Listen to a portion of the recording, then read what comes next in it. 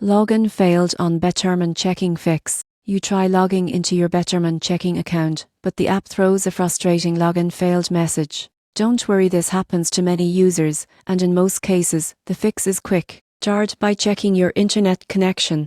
Betterment needs a stable connection to verify your identity securely. Switch between Wi-Fi and mobile data or restart your router if necessary. Next, ensure the Betterment app is updated.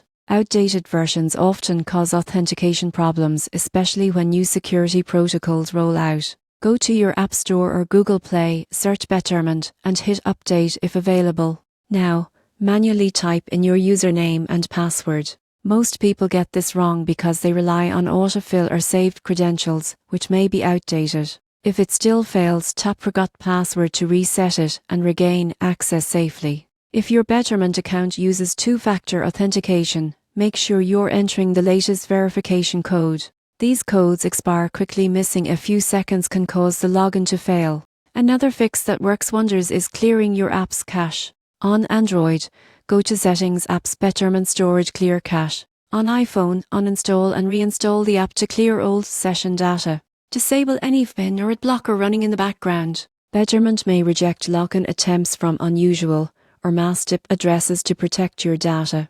If you've recently changed your device or password, your app might still be holding on to old authentication tokens. Logging out fully and reinstalling the app refreshes everything cleanly. And if all else fails, visit Betterment's website on a browser to check if the problem is app-related or account-wide. So next time you see login failed on Betterment Checking, remember, update your app, clear your cache, and re-enter your credentials. These simple steps usually fix it fast, so you can get back to managing your checking account without stress.